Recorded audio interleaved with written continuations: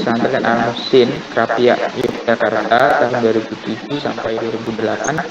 Kemudian yang ketiga Madrasah Hufat 2 Pondok Pesantren Al-Munawwir Krapia, Yogyakarta tahun 2009 sampai 2011. Yang keempat Ma'had Ali PT Salafiyah Syafi'iyah Sukorejo Situbondo tahun 2011.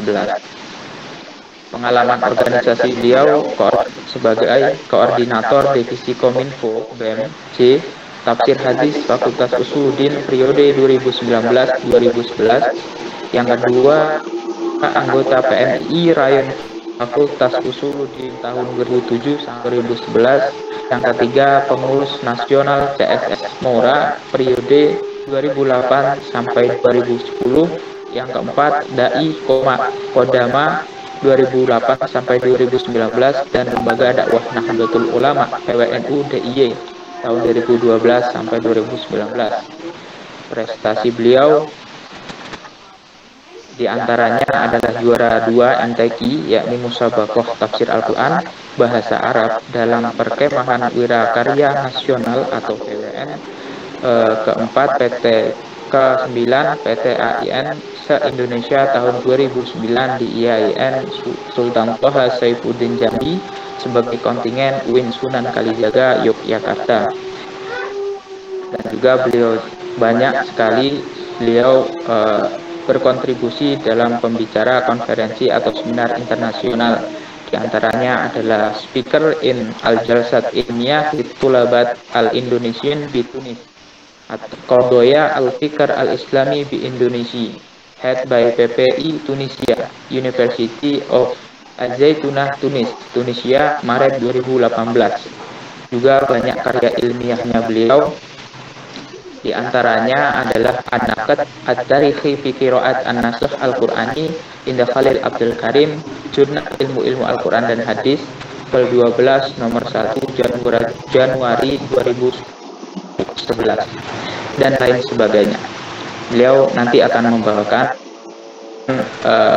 materi pada siang hari ini. Beliau juga selaku penulis buku Meluruskan Pandangan Keagamaan Kaum Jihadis yang telah di-share di grup tadi. Mungkin sebelum kita mulai acara kajian hari ini, alangkah baiknya kita memulainya dengan bacaan surat Al-Fatihah. Semoga apa yang hendak kita lakukan nanti dapat bermanfaat bagi kita semua fid dini wad dunya wal akhirah. Al-hadiniyah as-sholih Al-Fatihah.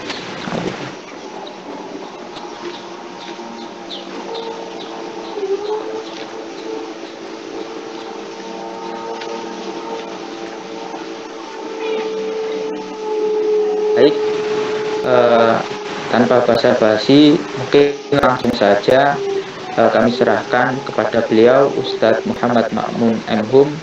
Kami persilakan, monggo Ustadz. Baik, sebelumnya testing suara ya. Suara Bapak ini jelas nggak di HP atau di laptop kalian? Jelas Pak Yai. Jelas ya. Oke.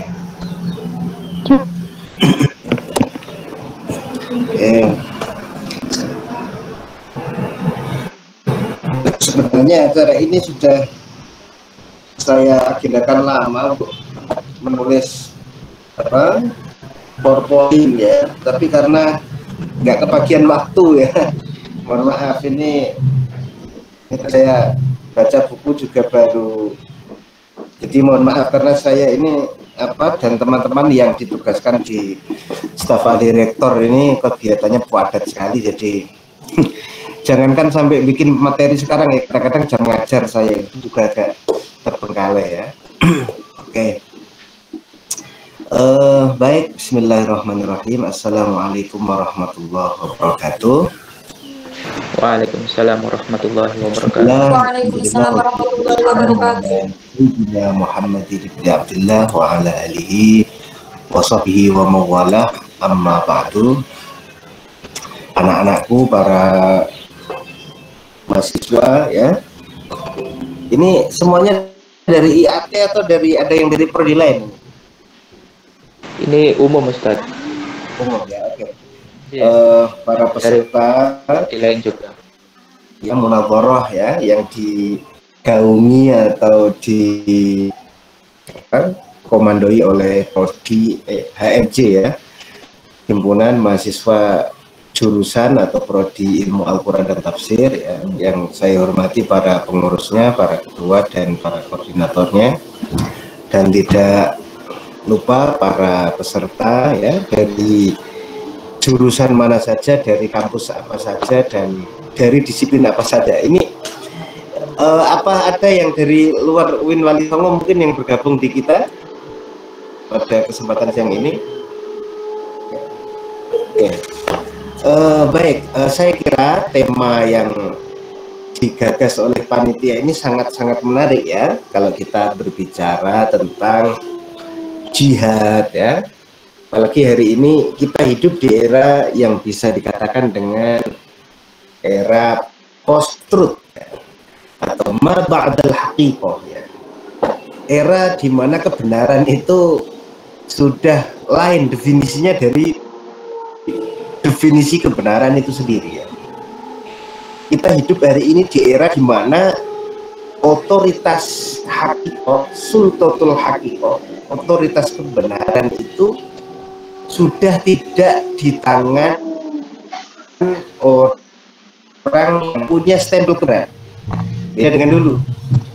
Kalau dulu itu kebenaran jelas apa otoritasnya yang bisa mengatakan salah tidaknya masalah matematika, guru matematika, dosen matematika ya, atau pakar matematika, itu contoh yang bisa fatwa dalam bidang fikih ya, tentu bukan ustadz kondang ya, bukan hanya kondang, tetapi ulama yang memiliki ilmu ya. Wah, hebat.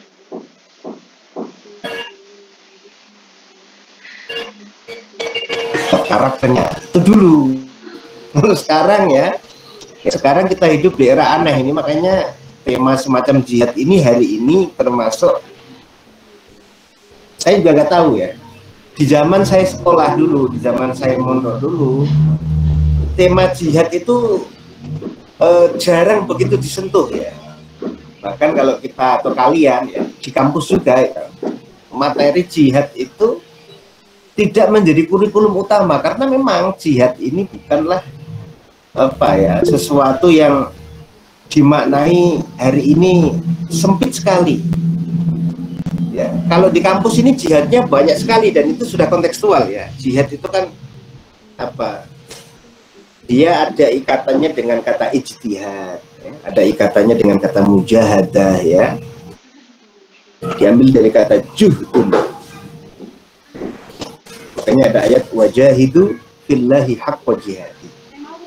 Ini hari ini kalau kalian membuka apa, karena kalian ini generasi milenial ya, kalau kalian membuka website ya, coba kalian searching kata jihad, itu kira-kira yang muncul apa kira-kira? Apakah semuanya itu bil qital ya, jihad dengan perang, atau yang keluar itu jihad sesuai dengan koridornya ya? Coba kalau kalian pernah meneliti itu enggak ya? Karena hari ini ajakan orang untuk moderat sama ajakan orang untuk ekstrim di dunia maya lebih didominasi oleh ajakan terhadap ekstrim. Ini ngeri ya. Dan kalian hidup di sini ya. Ini makanya bahas tema semacam jihad ini menjadi penting ya. Ini Bapak sudah coba tampilkan ini penggalan dari buku ini ya. Buku ini yang Bapak tulis itu berjudul Muskar dengan kaum jihadis ya. Jadi jihadis juga sudah mengalami penyempitan makna ya. Jihad menjadi teror itu kan dia bukan mengalami penyempitan makna, malah penyelewengan makna. Kalau penyempitan makna itu contohnya begini, syariat ya, syariat. Coba speakernya kalian, menurut kalian syariat itu apakah hanya fikih yang dimaksud dalam syariat atau lebih umum? Mungkin ada yang ini menjawab. Coba, syariat itu umum atau khusus fikih? Umum, Ustaz. Umum, ya, ya umum. Jadi di dalam syariat dia mencakup al-janib al-aqadi atau al-aqaidi, ya, bidang teologis, akidah, bidang kalam,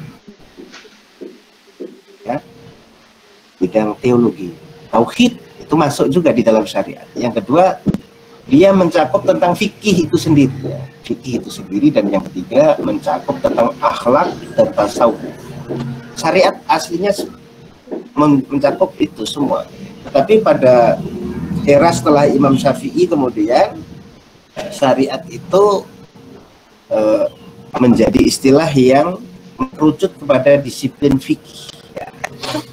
Jadi ini kita membahas itu, kita tidak bisa lepas dari, kalau anak IAT ya itu jelas harus mengerucut pada masorul kutub, kitab babon, ya. Kenapa? Jihad ini sampai sekarang itu dia tidak hanya menjadi disiplin yang meramaikan diskursus keilmuan semata, tetapi jihad juga sudah mengalami perjalanan dalam sejarah kemanusiaan, ya, dan itu tidak bisa dielakkan, ya. Ini makanya Bapak coba mengawali, sebentar saya tutup dulu ini, saya ganti, ya. Mengawali presentasi ini dengan sekilas ini. Nah, oke, ini tambah nggak ini, ya, tambah nggak ini, ya, bisa dilihat? Bisa, Pak. Maqasid jihad dalam Islam bisa dilihat? Bisa, Pak. Oke. Ya. Jadi apa sebenarnya tujuan tertinggi di dalam jihad itu jika kita lihat di dalam literatur Islam, ya, khususnya literatur fasik. Jadi ini tidak bisa kita lepaskan dari Al-Quran dan Sunnah sebagai al-marji al-asasi, sumber utama ketika kita berbicara Islam. Oke. Sebelum kita berbicara jihad, ya, ini jihad itu bukanlah sesuatu yang ujuk-ujuk kalau dalam bahasa Jawa. Ujuk-ujuk itu apa, ya? Tiba-tiba ada, ya? Bukan. Adanya praktek perang, ya, adanya praktek saling serang, ya, itu karena kedua belah pihak tidak bisa mempertahankan perdamaian, kedua belah pihak tidak bisa mempertahankan moderasi, sehingga terjadi konflik, dan konflik itu kalau sudah tidak bisa diurai jadinya perang. Dalam sejarah tidak bisa kita elakkan bahwa Rasulullah SAW itu punya metode dakwah yang beda dengan para nabi sebelumnya, ya. Dan ini yang hari-hari ini perlu kita tonjolkan, ya. Kita sangat bersyukur punya nabi yang punya metode dakwah lain daripada dakwahnya para nabi sebelumnya. Apa? Nabi Muhammad itu di dalam berdakwah, apalagi di periode Mekah, ya, di periode dakwah yang pertama di era Mekah itu sabarnya luar biasa, ya. Sabarnya luar biasa. Jangankan perang, ya, niat perang saja nggak ada, ya. Jadi niat untuk memerangi itu nggak ada, ya. Itu yang pertama yang perlu kita garis bawahi. Jadi membahas jihad itu sejarah harus. Karena apa? Kalau kita berbicara maqasid, ya, tujuan utama itu kita tidak bisa lepas dari sejarah. Misalnya ayat-ayat jihad itu kalau ingin diketahui spirit utamanya tidak bisa dilepaskan. Yang pertama adalah kondisi apa yang saat itu sampai ayat tentang jihad turun. Nah, ini makanya masalah historis tidak bisa kita lepaskan ya. Jadi kalau kita mau menafsirkan jihad sekarang itu, kita harus urai spirit saat ayat itu pun seperti apa, dan kondisi yang hari ini sedang kita alami ya, tantangan-tantangan hari ini. Nah ini saya kira kalau anak IAT sangat tepat menggunakan teori hermeneutikanya Fazlur Rahman ya, double movement ya, jadi gerak ganda. Jadi kalau ingin mendapatkan penafsiran yang ideal, seorang penafsir harus menggabungkan dua kutub. Ini kata Fazlur Rahman, bukan kata saya ya. Yang pertama kutub teks itu sendiri, kutub ayat Al-Quran saat dia diturunkan ya. Karena ayat ketika diturunkan itu dia punya meaningnya sendiri ya. Jadi ada makna universal itu, dan ada makna yang apa istilahnya lokal. Nah, lokal ini biasanya dibatasi oleh keadaan-keadaan, dibatasi oleh, kalau dalam bahasa Arab itu bisa diwakili oleh gaya bahasa Arab itu sendiri, tetapi maknanya pasti universal. Sekedar contoh ya, karena Al-Quran itu turun di Arab, tradisi Arab di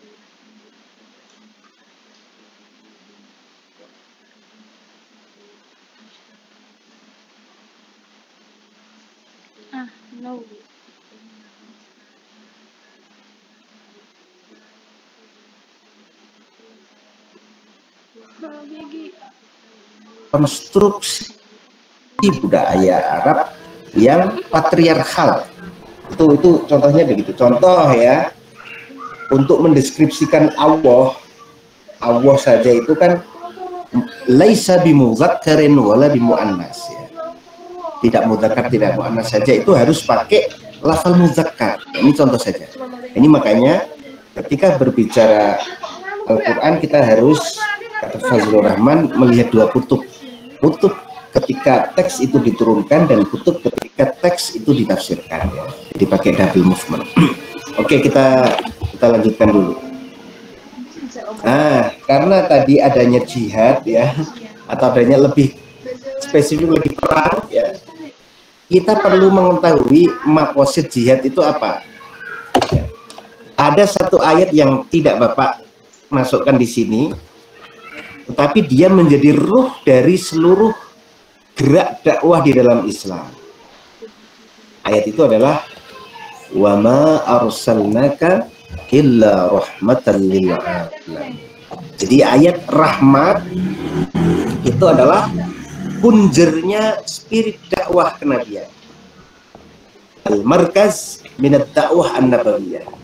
Pusat dari dakwah Nabi Muhammad itu adalah menebarkan rahmat, menebarkan kasih sayang, dan itu yang membedakannya dakwah Nabi dengan para nabi sebelumnya. Makanya kalau kalian ini anak IAT ya, harus familiar dengan hadis juga. Hadis, jadi meskipun kalian jurusannya tafsir, hadis nggak bisa dilepaskan. Salah satu hadis yang diriwayatkan secara musalsal ya, musalsal itu hadis yang diriwayatkan dengan metode tertentu. Ada musalsal dengan membaca basmalah, nabil awaliyah, ada macam-macam ya. Salah satu hadis musalsal itu adalah hadis tentang rahmat ya. Ada hadis bunyinya ar-rahimuna yarhamuhumur rahman, irhamu man fil ardi yarhamkum man fis sama ya. Jadi punjernya dakwah Nabi itu menebarkan rahmat, damai, kasih sayang. Itu. Makanya ketika kedamaian, ketika kasih sayang itu tidak bisa ditampilkan menjadi spirit utama, ya, pasti akan terjadi gesekan. Ketika terjadi gesekan, solusi yang dibawakan Islam akan selalu solusi yang mendatangkan damai, bukan solusi yang mendatangkan kehancuran. Makanya kalau kita berbicara jihad tidak bisa dilepaskan dari berbicara tentang damai di dalam Islam ya.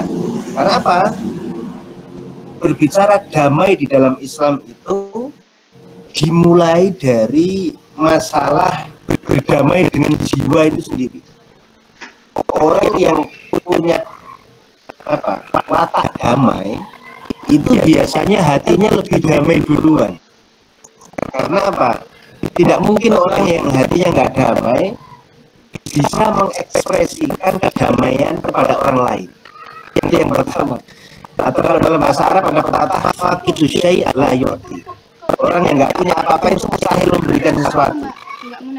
Orang yang hatinya nggak damai mustahil dia mengekspresikan kedamaian. Nah, ini ada satu ayat yang saya kasih damai merah ini ya. Ini ayat damai dalam konteks peperangan. Ini sudah mentok ya. Jadi kalau kita lihat Islam mengajarkan damai dalam kehidupan domestik, ya wajar ya. Antara keluarga itu anak, suami, ayah, istri, ibu, dan sebagainya itu harus damai. Karena pasti sesekali konflik. Nah, itu kan kalian akan mengatakan wajar dong satu rumah. Ya. Atau sesama kelompok, kalian pasti akan masih mengatakan wajar. Tetapi ada satu ayat yang tidak bisa mengelak bahwa spirit jihad di dalam Islam itu adalah bukan untuk menghancurkan, ya, tapi mendamaikan. Itu ada satu ayat bunyinya ini, wa in janahu lis-salmi fajnah laha wa tawakkal 'ala Allah innahu huwas samiul 'alim. Kalau mereka para musuh ya, ini sudah di medan perang, sudah antem-anteman pedang. Kalau di medan perang sekalipun mereka masih menawarkan damai karena mereka takut kalah begitu ya. Ya sudah perang, mereka kalah, terus mereka mengajukan perdamaian. Perintah Al-Qur'an fajnah laha wa tawakkal 'ala Allah. Perintah Quran itu harus diterima perdamaian itu. Jadi ini kalian harus sudah, kalau dalam konteks ini tidak boleh mengedepankan teori politik. Ini seperti yang terjadi dalam kasus Sayyidina Ali ya. Perang antara Sayyidina Ali dengan Muawiyah, dua sahabat Nabi perang. Ya. Muawiyah seorang politikus ulung yang boleh kita katakan licik ya. Sementara Sayyidina Ali seorang akademisi, seorang sahabat yang sufi ya, yang alim. Dan tahu kalau Muawiyah itu licik ya. Sama-sama sahabat Nabi, ada yang licik juga. Ya, tetapi apa? Ketika dalam peperangan Sayyidina Ali hampir menang, ya. Nah, ini Muawiyah pakai strategi politiknya, pura-pura damai, ya. Kemudianlah diatur ya, ada Amr bin As yang menjadi jubirnya dia, ya. Dan Abu Musa al-Asy'ari yang menjadi jubirnya Sayyidina Ali. Ya. Singkat cerita, Sayyidina Ali paham dengan permainan licik Muawiyah, tetapi apa yang dilakukan Sayyidina Ali? Menerima perjanjian pura-pura damainya itu ya. Itu yang terjadi. Ini Sayyidina Ali bukan berarti bodoh ya. Justru Sayyidina Ali mengalahkan logika politiknya untuk taat pada Allah. Nah, itu ya. Jadi yang licik siapa? Ya jelas dalam sejarah, meskipun kita tidak boleh mengejek ya Sayyidina Muawiyah itu yang dalam istilah. Jadi kita tidak boleh mengejek sahabat ya. Itu kalau dalam Al-Sunnah seburuk-buruk sahabat Nabi tetap sahabat ya, harus kita hormati. Tetapi jelas ya, peristiwa ini ada yang licik, ada yang tidak licik. Oke, ini untuk mengawali asas kajian kita tentang jihad. Ada satu asas yang tidak bisa dilepaskan, bahwa spirit dakwah Nabi Muhammad itu adalah wa ma arsalnaka illa rahmatan lil alamin. Oleh karena itu sampai di medan perang sekalipun, ini qadhiyahnya berlanjut ya. Jika musuh ngajak damai harus diterima. Mengapa demikian? Ya karena spirit dakwah Nabi mengajak damai, menebar kasih sayang. Nah, itu jawabannya di situ. Ya. Ini beda dengan spiritnya para nabi-nabi dulu ya. Nabi-nabi dulu umatnya apa? Kacau, udah didoakan jelek-jelek, hancur semua umatnya ya.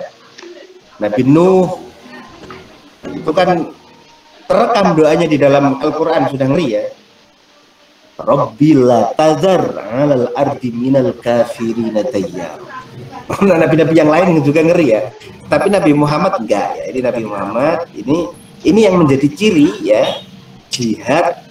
Ketika kita berbicara jihad itu harus dalam spirit damai. Jadi ayat-ayat jihad itu meskipun zahirnya perang, kalian bisa tarik dari ayat-ayat itu ketika kalian bisa membaca sababun nuzulnya ya, konteks peperangan Nabi, kalian baca sirah nabawiyah, kalian akan temukan di sana spirit perdamaian. Jadi zahirnya ayat ini nyuruh perang, qatil begitu kan. Tetapi apa? Spiritnya bukan perang, tetapi spiritnya perdamaian. Nah, ini yang pertama. Oke. Kalau kalian baca Wahbah Az-Zuhaili ya, salah seorang pemikir dari Syam, di Syria ya, dia mengatakan bahwa jihad itu tidak hanya dimaknai memerangi orang kafir dengan alasan ya apa, menolong agama Allah. Jadi li'i'la'i kalimatillah katanya begitu ya. Tetapi jihad itu adalah, kata Wahbah Az-Zuhaili, juga dilakukan dengan mempelajari dan menyebarkan hukum Islam. Ini termasuk dalam makna jihad adalah kalian ini belajar ya, kalian ngaji mondok di pesantren ya, kuliah di kampus ya. Itu kalau kata Wahbah Az-Zuhaili itu jihad. Makanya apa? Berbicara jihad itu tidak bisa dilepaskan antara jihad dan mujahid. Aslinya sama. Ya, wajah itu fillahi haqqa jihad. Persoalan kemudian mujahadah lebih identik dengan tazkiyatun nufus. Ya, itu sebenarnya belakangan ya. Tapi ketika era Nabi, perintah jihad, mujahadah dan jihad itu satu akar kata. Jahada yujahidu mujahadatan wa jihadan. Sungguh-sungguh ya. Jadi termasuk intinya sungguh-sungguh di sini adalah sungguh-sungguh di dalam melanjutkan dakwah kenabian. Itu jihad. Secara umum begitu ya. Jadi makanya kalian belajar itu termasuk jihad, karena ada ayat juga ya. Dulu di saat Rasulullah itu kan umat muslim sedikit. Umat muslim sedikit. Ada peperangan melawan musuh yang banyak. Dalam konteks ini tentu dibutuhkan pasukan muslim yang banyak. Tetapi dalam konteks ini justru ayat Al-Quran turun ya, agar orang tidak semuanya pergi ke medan perang. Tetapi harus ada satu kelompok ya yang fokus untuk belajar. Itu kan ada di surat apa? Taubah atau apa itu? Jadi jangan semuanya falaula nafara min kulli firqatin minhum qa'ifatun liyatafaqahu fid din wa liyunziru qaumahum idza raja'u ilaihim la'allahum. Dalam konteks Nabi ini jamaahnya baru sedikit, ada perang itu kan butuh pasukan banyak. Tetapi justru apa? Nabi dilarang semuanya pergi perang. Ini harus ada yang belajar. Misalnya Abdullah bin Abbas kecil belajar ya. Abdullah bin Mas'ud kecil belajar qiraat ya, macam-macam begitu. Ini artinya belajar di rumah untuk tidak berperang di saat kondisi perang sekalipun ya, itu sudah termasuk jihad, apalagi saat ini sudah gak ada perang. Ya, ini jihad kata Wahbah Az-Zuhaili. Jadi termasuk kalau MUI itu ya ada banyak sekali ya. Jadi ini yang pertama, berbicara jihad tidak bisa dilepaskan dari makna jihad itu sendiri. Jadi ketika hari ini jihad menjadi teroris ya, bukan salah jihadnya ya, salah orang yang membawakannya. Ini bahkan ada sebuah sejarah yang tidak bisa kita elakkan ya, sudah terjadi. Fakta tentang jihadnya Rasul tidak ditemukan buku bahwa Rasulullah melakukan dan menganjurkan jihad secara ofensif. Jadi jihadnya Nabi itu kalau perang ya itu adalah defensif, bertahan, bukan tiba-tiba menyerang begitu kan ya. Karena defensif itu ya bertahan, hanya itu apa?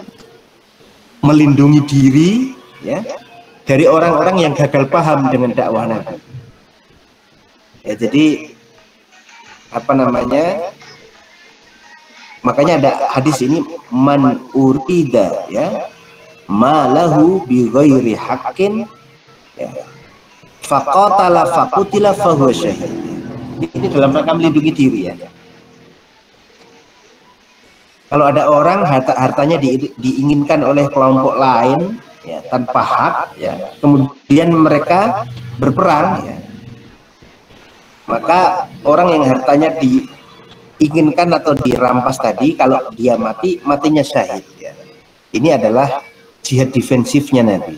Jadi jihadnya itu apa namanya, bertahan. Ini makanya kalau kita berangkat dari sini berbicara jihad ini dalam konteks hari ini tidak bisa dilepaskan dari tema besar ini, bela negara, ad-difa' anil balad atau anil bilad. Bela negara. Bela negara itu Kanjeng Nabi juga melakukan ya, bela negara ya. Jadi bela negara itu salah satu manifestasi dari cinta tanah air. Jadi orang kalau ngaku cinta tanah air itu pasti ada bela negara. Orang yang tidak bela negara sudah dipastikan tidak punya cinta tanah air. Kalau Nabi itu juga sama ya. Nabi cinta tanah airnya luar biasa ya.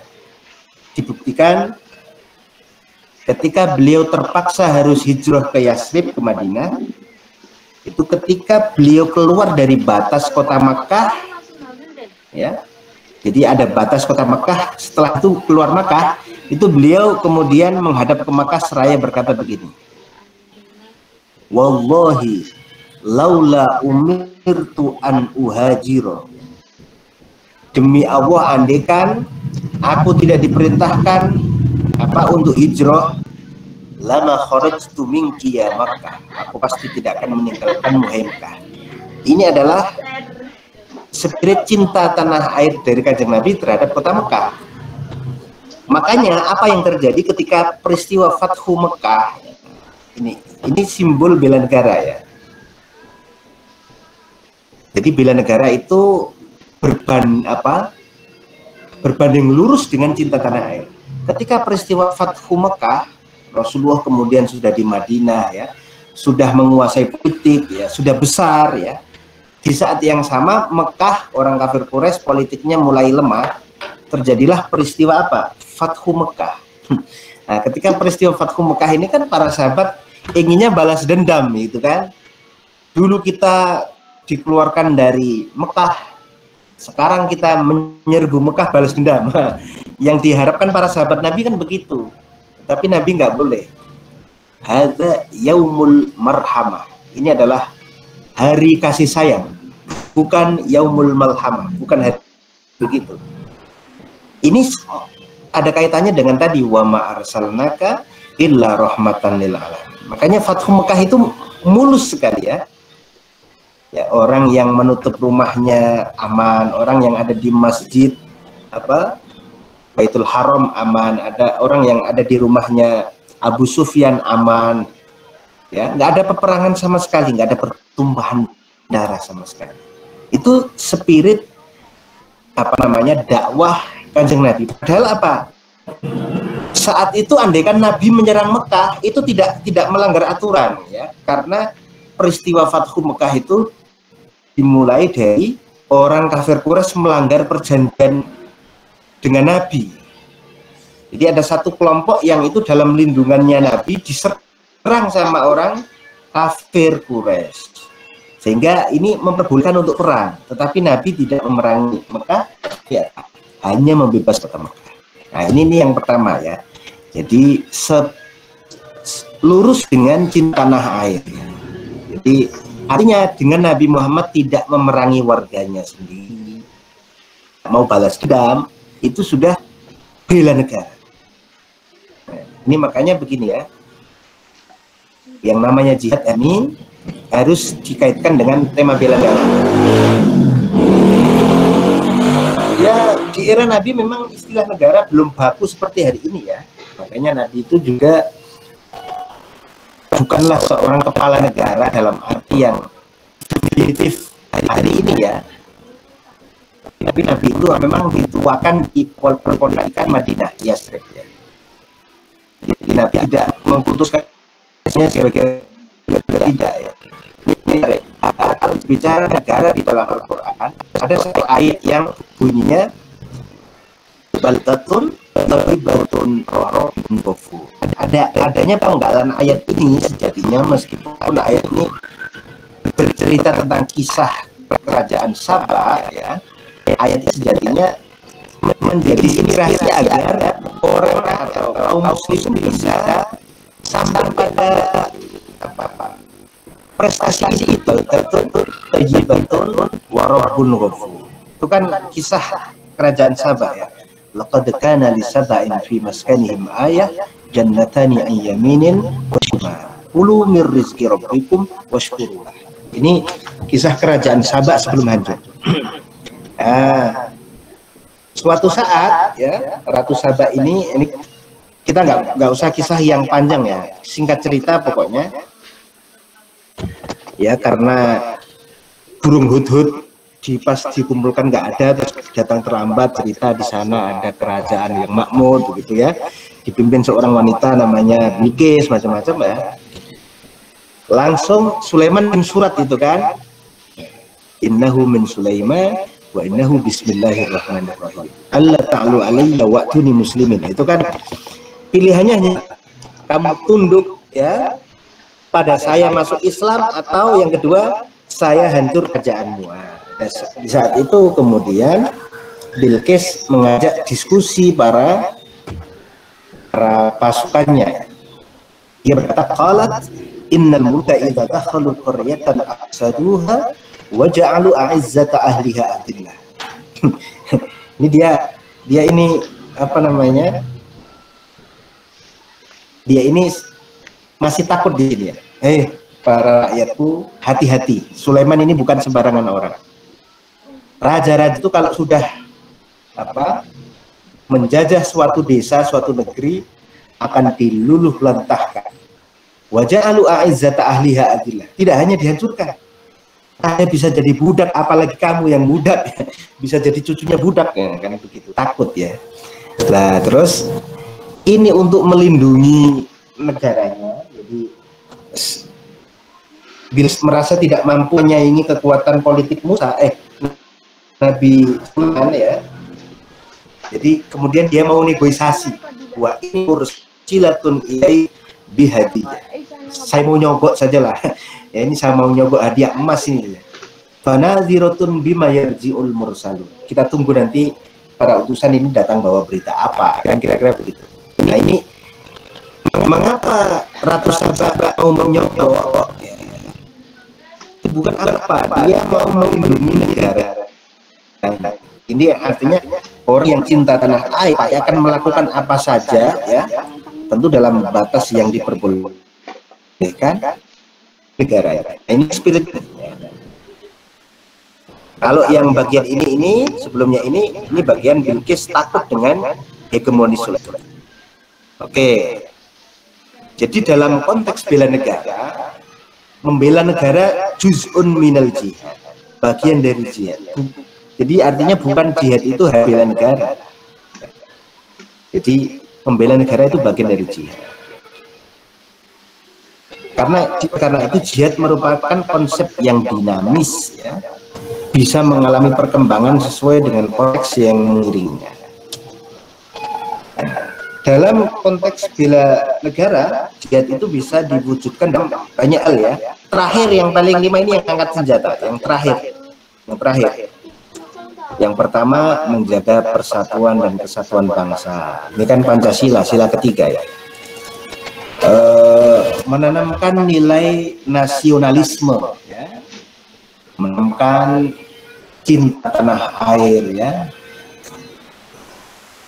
menurunkan ego, menjunjung tinggi musyawarah dan budaya demokratis. Ini sudah kayak nilai Pancasila semua ini, ya, memperjuangkan keadilan. Ya, yang kelima ini mengangkat senjata. Ini yang sudah pilihan terakhir. Jadi jihad dengan senjata itu sudah pilihan terakhir. Ini terjadi saat dua hal, ya. Yang pertama saat dikepung musuh atau saat diperintahkan oleh ulil amri. Presiden memberikan perintah untuk perang melawan Cina misalnya, melawan Amerika misalnya, melawan Saudi misalnya. Itu harus kita perang. Tentu jika perintah presiden ini tidak bertentangan dengan ajaran agama, itu harus kita patuhi, ya. Itu bisa kita jadikan sebagai landasan wajibnya angkat senjata. Nah, ini terakhir, ya, yang terakhir, ya, ada sering terjadi salah memahami jihad menjadi terorisme. Yang pertama, ya, terorisme, ya. Bahaya terorismenya itu dengan wajah mengebom masjid, ya, dengan bunuh diri itu, ya, atau bentuk yang lain, tetapi ini adalah bentuk salah paham terhadap jihad, ya. Ini mengapa terjadi jihad yang mod gini ini biasanya jihad ini sudah dikompori oleh pihak-pihak tertentu yang membaca ajaran Islam tidak murni. Mereka punya agenda lain, ya. Padahal ajaran Islam itu bisa diketahui dengan sangat terbuka, ya. Ini ciri, ya. Ciri ajaran Islam yang benar itu terbuka. Kalian pun terbuka. Kalian belajar di pesantren terbuka, ya. Makanya kalau kalian ikut liko-liko, kemudian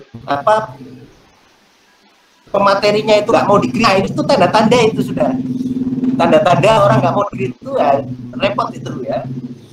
Tapi kalau kita belajar syariat Islam, ya, belajar fikih, termasuk jihad, itu ada tata caranya.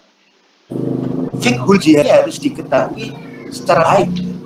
Yang ngebom itu sudah dipastikan tahu fikhul jihad, ya, ilmunya jihad dia nggak tahu. Ini contoh, Ka'bah itu kan luar biasa sucinya, ya. Sampai Nabi Muhammad pernah mencium Ka'bah. Tapi meskipun begitu, Nabi juga pernah meledek Ka'bah, ya. Diledek sama Nabi dengan kata begini, wa yaqul ma'atiyabaki wa atiyabhaki mamaki wa azuma hurmati. Ya, emang sekali kamu Ka'bah, ya, tinggi sekali derajatmu, ya, kira-kira begitu. Terus kemudian Nabi bersumpah, walladzi nafsu Muhammadin biyadihi la hurmatul mu'mini a'ma indallahi hurmatan minki malihi wa damihi wa nabihi illa khairan. Ini isinya, ya. Kehormatan seorang mukmin, ya, itu lebih tinggi di sisi Allah derajatnya daripada kamu, hai Ka'bah. Ini sudah kajian Nabi luar biasa, ya. Jadi nyawa seorang mukmin itu lebih mulia dari kamu, hai Ka'bah. Ini apa pesan hadis ini? Pesan bahwa Ka'bah itu kan luar biasa mulia, tetapi lebih mulia daripada menghormati Ka'bah adalah melindungi nyawa orang mukmin, ya, yang tidak layu. Jadi kalau layak dibunuh boleh, tapi kalau yang tidak punya hak untuk dibunuh harus dilindungi. Makanya kalau ada orang yang mukmin tanpa hak, nah itu sudah dipastikan dia buruk sekali. Belum lagi larangan mengangkat senjata terhadap muslim, ya. Yushiru adukum ala akhihi bisilah, ya, salah satu di antara kalian jangan menunjuk saudara pakai pedang, ya. Isyaratnya dengan pedang, ya. bisa jadi terjadi perang. Pak Inna la yadri la'alla syaitana yanza'u fi yadihi fayaqau fi khufratillah. Iya, kalau kebetulan setan datang ya, emosi begitu, nuding-nudingnya pakai pedang dan membunuh saudaranya, nah, itu dia bisa mengatakan pada neraka. Luar biasa ya. Jadi kesimpulannya semua ayat perang ya, itu kalau dilihat sejarahnya tidak keluar dari spirit dakwah kasih sayangnya. Itu makanya perangnya Nabi itu perangnya defensif, bukan ofensif. Ya, jadi itu yang perlu digarisbawahi dalam membaca ayat jihad ya. Spirit rahmat, spirit kasih sayang harus menjadi master, harus menjadi pimpinannya ya. Oke, itu barangkali untuk mengawali diskusi ini. Kok saya jadi terlalu kepanjangan kayak ceramah ini ya, mohon maaf ya. Oke, saya berharap meskipun waktunya mungkin tidak panjang, tetapi saya sangat berharap ada diskusi dari kita pada kesempatan hari ini. Oleh karena itu saya akhiri untuk sesi yang pertama ini dan saya kembalikan kepada moderator. Silakan Mas Sultan. Ya, Ustaz. Ya, terima kasih kepada Pak Ustaz Ma'mun yang telah menerangkan begitu lebarnya ya tentang masalah jihad, bahwa jihad di era masa kini itu sebenarnya pemahaman dalam memahami sumber-sumber agama Islam, yaitu Al-Quran maupun hadis. Karena sejatinya spirit di dalam dakwah Islam itu adalah rahmat atau penuh kasih sayang, sebagaimana diterangkan di dalam Al-Quran, wa ma arsalnaka illa rahmatan lil alamin. Jadi Allah itu mengutus Nabi Muhammad sebenarnya untuk rahmatan lil alamin, yaitu penuh kasih sayang kepada seluruh alam. Jadi adakah ayat yang menerangkan bahwa ketika kita peperangan dan musuh memidamai, yaitu harus diterima, kita harus menerima perdamaian tersebut. Nah, ini menandakan bahwa spirit dakwah di dalam Islam itu adalah perdamaian. Jadi jihad yang dipahami sebagai teroris atau penghancuran tempat peribadatan itu ya salah besar, karena jihad itu sebenarnya spiritnya adalah perdamaian. Dan pun dulu itu ada jihad, entah itu perang atau selainnya, itu biasanya karena dilandasi untuk apa? Melindungi diri. Ya, untuk konsep masa kini bisa diarahkan dengan bela negara gitu ya, untuk mewujudkan bahidatun thayyibah rabbun ghafur. Itu konsep-konsep jihad itu di antara bentuk-bentuknya itu adalah persapa, nasionalisme, musyawarah atau demokratis, keadilan, dan yang terakhir itu baru aksi saya untuk apa? Untuk melindungi diri. Jadi teroris jihad yang dipahami teroris mengebom seperti yang ada di Gereja Makassar, penerobosan Bespori dan sebagainya, itu merupakan kesalahpahaman gitu, karena sejatinya harta atau nyawa seorang muslim itu disuci pada Ka'bah. Mungkin demikian ya intinya. Kemudian dari para peserta mungkin jika ada yang perlu dipertanyakan atau lain sebagainya, kami persilahkan monggo, baik di chat maupun di langsung ya, kami persilahkan monggo.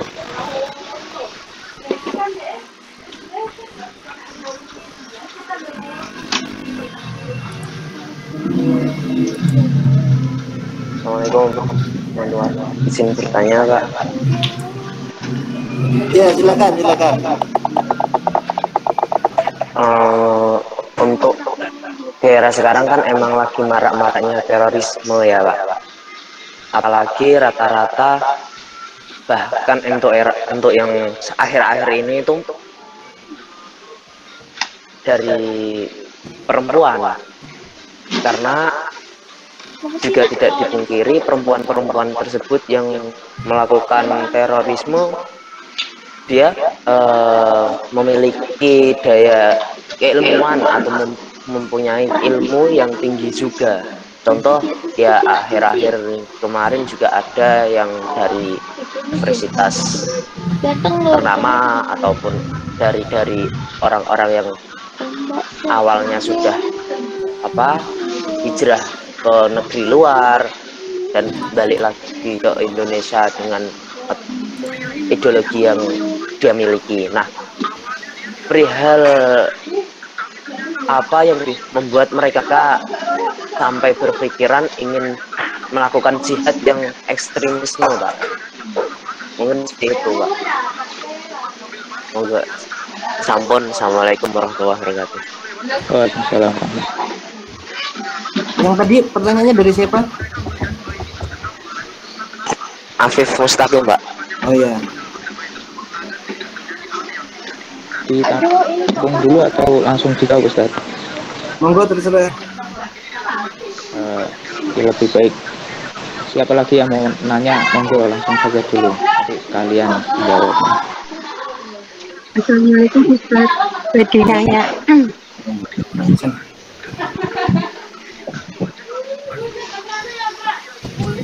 Silakan. Pertanyaan ini juga hampir sama dengan pertanyaan yang Mas Taufik tadi. Melihat di era sekarang banyak kaum gerakan katakanlah Salafiyah lah, itu menggabungkan makna jihad dengan pembunuhan. Terus yang lebih menariknya lagi, kaum perempuan itu serta dalam memilih turunan. Kejadian di Makassar, pasangan suami istri, terus perempuan ikut serta langsung dalam begitu. Terus di Mabespori juga apa itu namanya, langsung dalam begitu.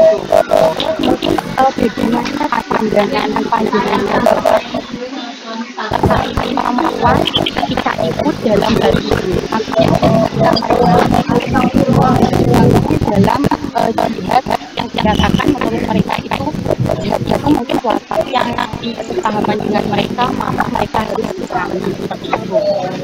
Terus yang kedua, melihat marak gerakan ini mungkin dari mereka kaum perempuan ataupun laki-laki ingin dikatakan ingin hijrah lah, katakanlah seperti itu, ingin hijrah tapi dengan mungkin mereka beranggapan ketika pemahaman mereka itu harus 100%. Jadi mereka menganggap hijrah itu yang seluruhnya harus memakai cadar, harus memakai pakaian yang hitam-hitam, harus menutupi aurat semuanya seperti itu. Terus kan mereka itu mungkin mencari alternatif itu mungkin dari internet ataupun yang lainnya dengan mengikuti kajian-kajian yang katakanlah tidak sesuai dengan ajaran Islam seperti itu.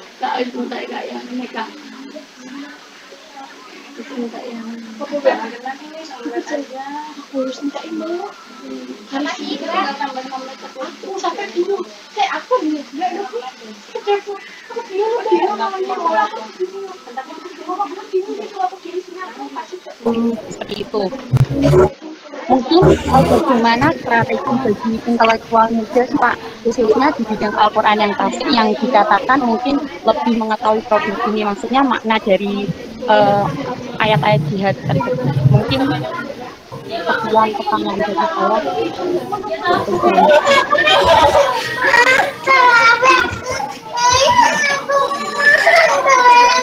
Oke, masih ada yang lain? Izin bertanya, Pak. Ya, silakan. Tadi yang kedua pertanyaannya dari siapa? Dari Saskia, Pak. Oh iya. Oke, silakan ketiga. Ya, Pak, izin bertanya. Pertanyaan saya, apa langkah-langkah yang perlu kita lakukan agar tidak terjebak ke dalam paham-paham radikalisme, yang mana dari paham radikalisme tersebut dapat mengantar kita untuk menjadi seorang teroris dan melakukan aksi teror. Karena saya pernah menyimak sebuah wawancara dari salah satu mantan teroris yang melakukan aksi bom Bali, ini Ali Imran kalau tidak salah. Ali Imran ini mengatakan bahwa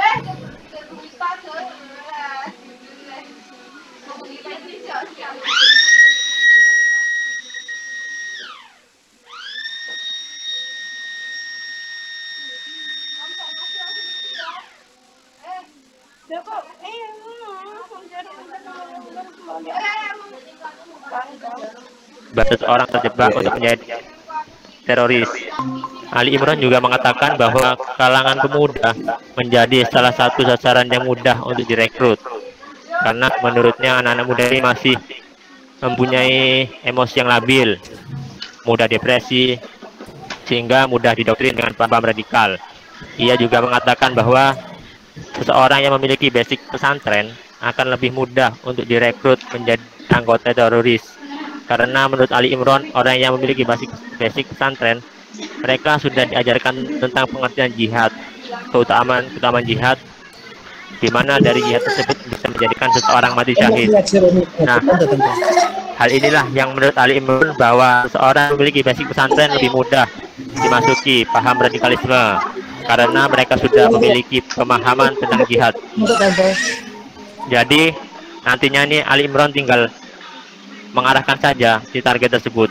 Jadi begitu pertanyaan saya, apa langkah-langkah preventif yang perlu dilakukan oleh generasi muda atau generasi milenial agar tidak mudah terjerumus ke dalam aksi jihad yang tidak sesuai ajaran agama? Karena menurut saya pesantren saja tidak cukup untuk paham radikalisme tersebut. Bahkan menurut Ali Imran, seseorang yang memiliki basic pesantren malah akan lebih mudah untuk dimasuki paham-paham radikal tersebut. Sekian, Pak. Terima kasih. Assalamualaikum. Salam.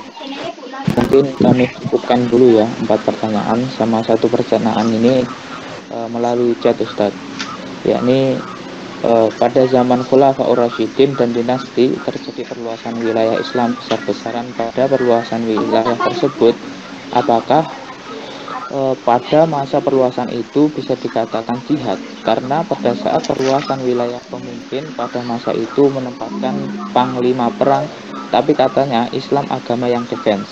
Terima kasih, mohon penjelasannya. Ya, mungkin langsung mawon. Saya kira cukup dulu ya pertanyaannya ya. Iya, sampun Ustaz. Oke, ini saya jawab mengalir. Nanti kalau ada yang belum terjawab, nanti Mas Sultan bisa mengingatkan mungkin bagian siapa gitu ya. Tapi pertanyaan Saskia sama Afif Mustaqim ini ada, yang pertama ada kedekatan ya dari sisi kontennya, nanti mungkin bisa digabung. Jadi mengapa jihad yang nggak masuk akal itu kok bisa terjadi? Itu pertanyaannya kan begitu ya. Jadi saya termasuk tidak sepakat tadi, ada yang mengatakan orang yang dari pesantren lebih mudah diajak ke jihad. Itu saya orang yang pertama kali menolak. Ini pasti bukan pesantren beneran ini ya. Itu pasti pesantren abal-abal atau pesantren kilat lah barangnya. Saya berani mengatakan itu karena kita di pondok ya, datang ke pondok nggak ada materi jihad untuk yang pertama kali. Bahkan jihad itu dianggap materi yang nggak penting ya. Makanya di kitab-kitab fikih itu jihad masuk belakangan. Dan para kiai di pesantren itu bisa menjelaskan jihad itu dengan sangat-sangat bijak ya, sangat-sangat bijak. Jadi kalau ada orang mengatakan orang yang mudah ajak masuk ke gerakan jihad error ini adalah alumni pesantren, saya menolak. Justru yang mudah diajak masuk ini orang-orang ya, orang yang pernah ngaji. Diajak masuknya orang yang nggak punya basic keagamaan yang kuat sehingga mudah didoktrin. Ambil contoh kalau kalangan mahasiswa adalah mahasiswa fakultas umum itu.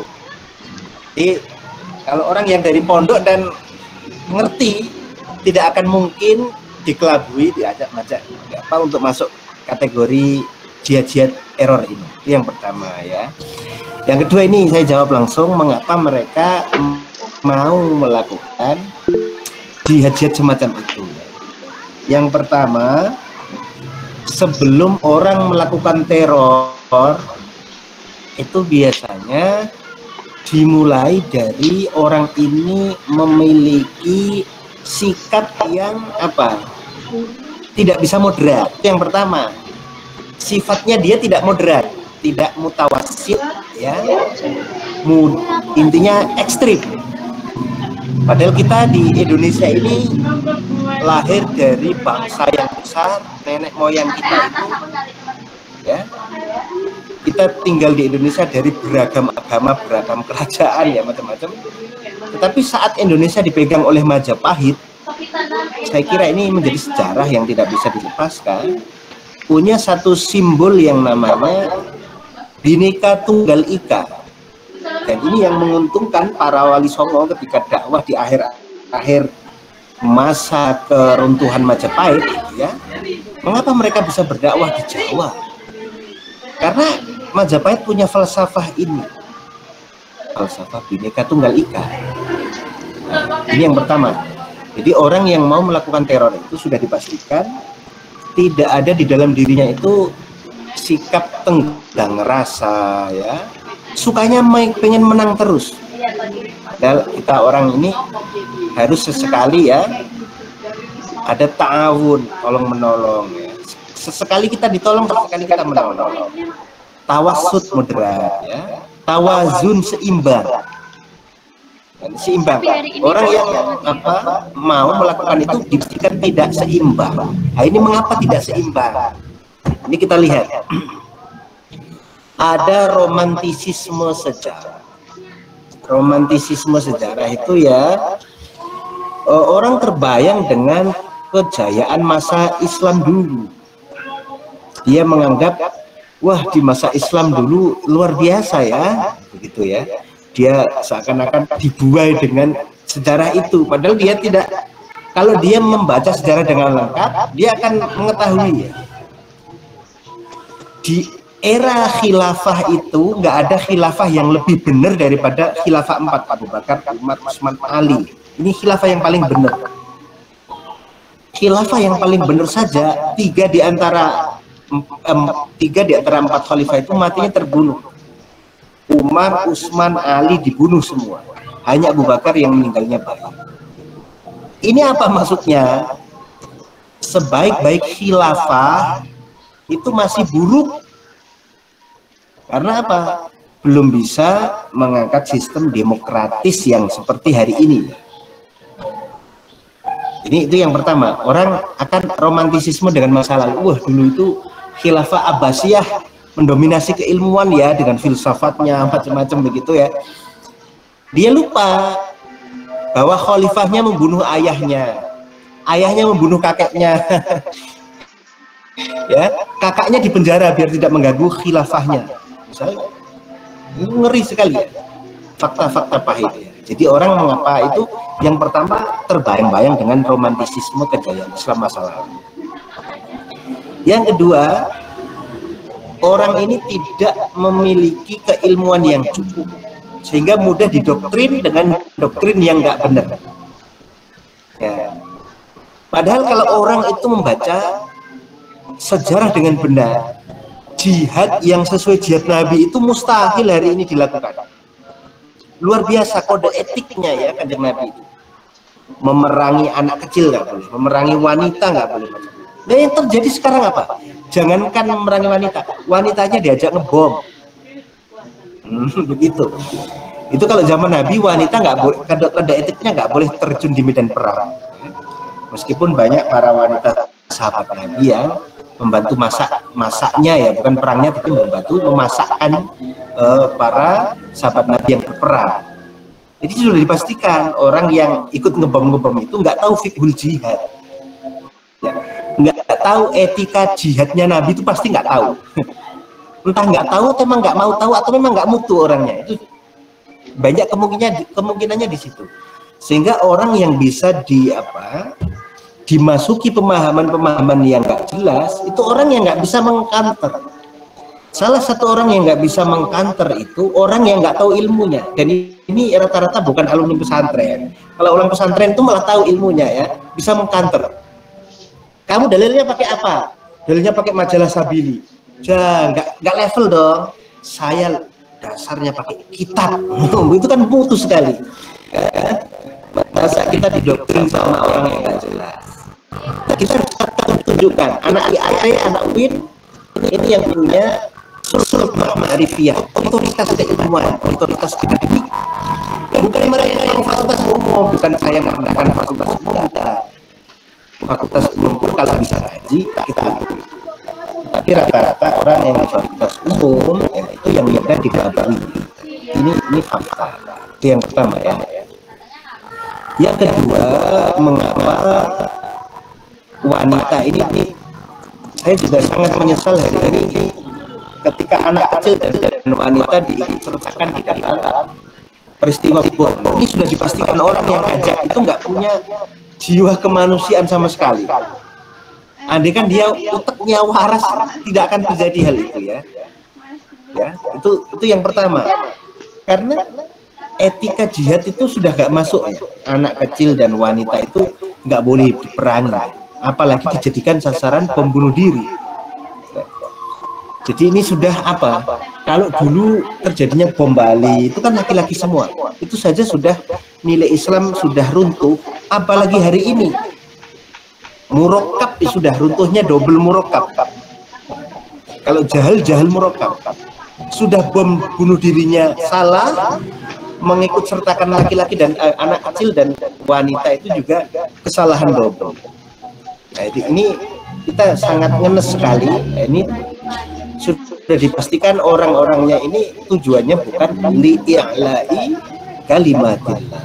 Karena kalau tujuannya li'i'la'i kalimatillah, itu pasti fiqhul jihadnya akan diperdalam dulu. Itu ya. Ini pertanyaannya agar tidak mudah masuk di kalangan radikalisme ini. Yang pertama kita harus begini, dimulai dari mindset kita harus mindset moderat, bukan ekstremis. Dan mindset kita mindset wali songo dalam arti sikap moderat para wali ya. Kita harus punya mindset moderat kenabian. Nabi itu moderat ya. Makanya dikatakan tugas kita sebagai umat muslim kuntum khairu ummatin. Ya, selain itu ada ayat wa kadzalika ja'alnakum ummatan wasato.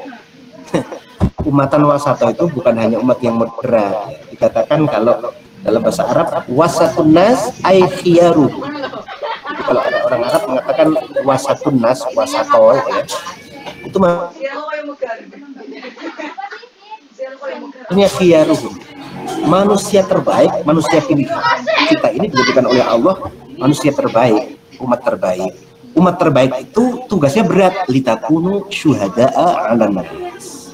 Ya, kita berperan ya secara nyata untuk kemanusiaan. Itu tidak mungkin perannya dengan radikal, itu udah gak masuk. Radikalisme itu bukan ciri masyarakat modern. Itu justru ciri masyarakat ya, masyarakat kuper, masyarakat yang nggak mutu. Masyarakat modern itu cirinya salah satunya mengutamakan ilmu ya. Kalau sedang bersengketa, konflik, tidak bunuh-bunuhan, tidak perang ya, diselesaikan di meja hijau. Itu salah satu contoh. Makanya kita yang pertama agar tidak mudah masuk di radikalisme, mindset kita harus dijadikan mindset kita yang moderat. Karena dari pemikiran yang ekstrim, kemudian muncullah aksi-aksi yang ekstrim. Nah, makanya apa? Ketika hari ini misalnya kelompok-kelompok yang maaf tidak mutu, gitu ya, sebut aja FPI. Mengapa mereka digerakkan oleh partai politik? Ya, demo ke sana, alasannya apa? Apa itu? Lupa, saya nggak ingat. Spirit kamu itu yang dijual sama FPI kan? Kesana kemari kayak untuk begitu. Ada pokoknya ada kelompok yang bayari datang ini pasukan pencari nasi bungkus ini. Ya, ada. Mereka rela Jumatan di tengah jalan, tapi tidurnya di masjid. Jadi mereka nginep di masjid untuk tidur, sholat Jumatannya di pinggir jalan. Mengapa bisa begitu? Karena tidak diimbangi dengan otak yang cerdas. Mereka mau dibayari kelompok politik tertentu, mengapa? ininya nggak main, nggak bekerja. Mereka mau diperalat oleh beberapa pimpinannya itu. Ini harus ditegaskan begitu ya.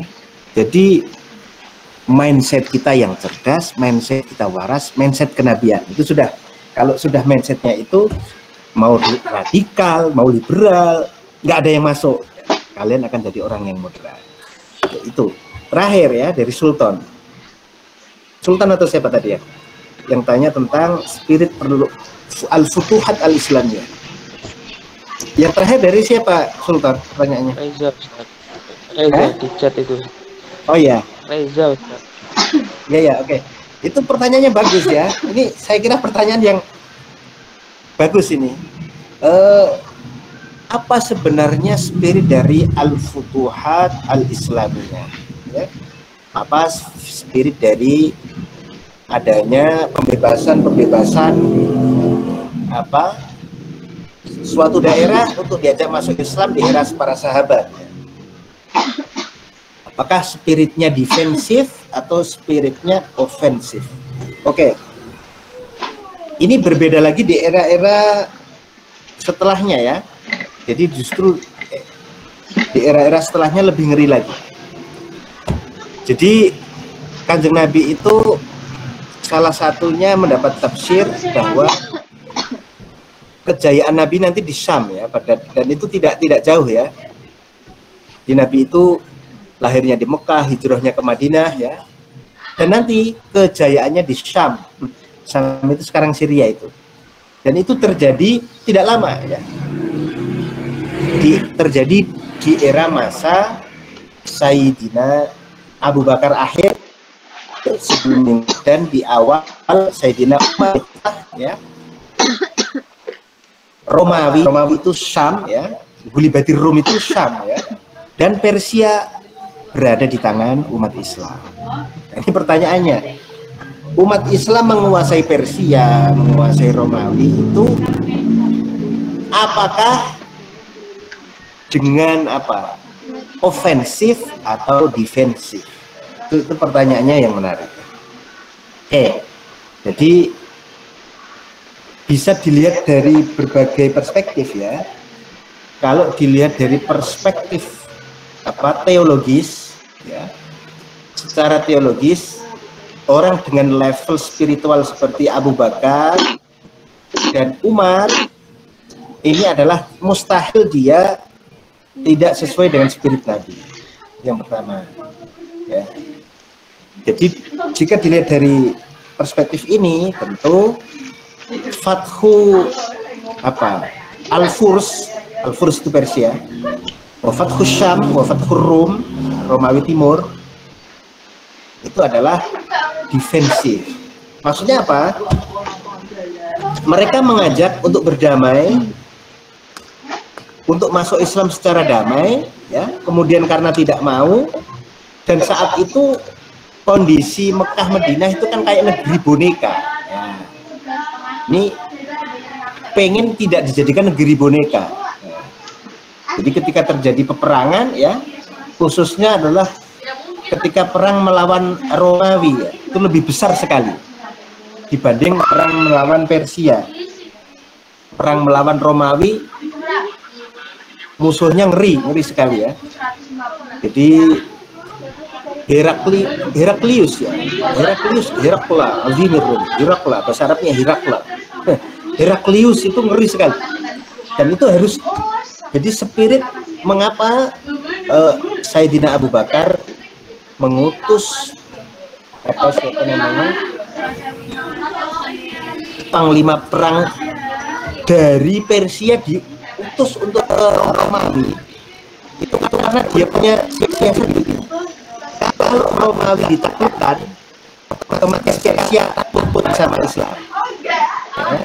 Ya, jadi itu spiritnya sampai siapa namanya komandan langsung yang saya lupa namanya siapa yang ditugaskan Abu Bakar. Dia sebelumnya diutus ke Persia, kemudian ditarik dari Persia disuruh ke Romawi untuk membantu Abdullah Ibnul Jarrah. Itu Itu spiritnya, jadi spirit asalnya adalah spirit defensif dalam rangka mengajak tauhid ya. Tapi ketika tidak mau diajak secara damai ya sudah perang. Tetapi artinya peperangan ini sudah beda dengan peperangan di zaman Nabi ya, jelas. Kualitas peperangannya sudah beda ya. Di zaman Nabi itu semuanya orang itu mengerucut pada Nabi, dan Nabi itu dikasih petunjuk wahyu. Itu yang membedakannya. Jadi ada seorang penulis namanya Khalil bin Abdul Karim, dia mengatakan ada istilah daulah diniyah. Daulah diniyah itu negara keagamaan, dan itu disematkan dia kepada daulah Yathrib, kepemerintahan Nabi di Madinah, disebut dengan daulah diniyah ya. Dan itu karena mengapa disebut daulah diniyah? Karena Nabi di dalam memimpin daulah mendapat sentuhan wahyu secara langsung ya. Jadi dibimbing oleh wahyu. Sementara setelah Rasulullah wafat itu disebut dengan daulah siyasiyah. Oke, dalam konteks ini kita bisa mengatakan begini: peperangan Abu Bakar melawan Persia dan Romawi, spiritnya adalah spirit damai. Di dalam hal ya tidak mau diajak secara damai, pasti akan terjadi peperangan. Nah, kalau sudah terjadi peperangan, di sini akan terjadi hegemoni politik yang sudah tidak bisa dihindari. Seperti contoh, kalau perang Badar itu kan 300 melawan 3000, jelas defensif. Hal yang sama sebenarnya terjadi antara peperangan melawan Romawi, peperangan yang tidak masuk akal ya. Tapi itu mampu dilakukan dan itu menang.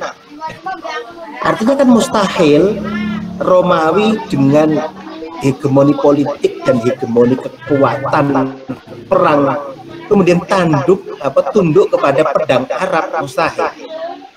Sama dengan Persia, meskipun Persia lebih kekuatannya di bawah Romawi.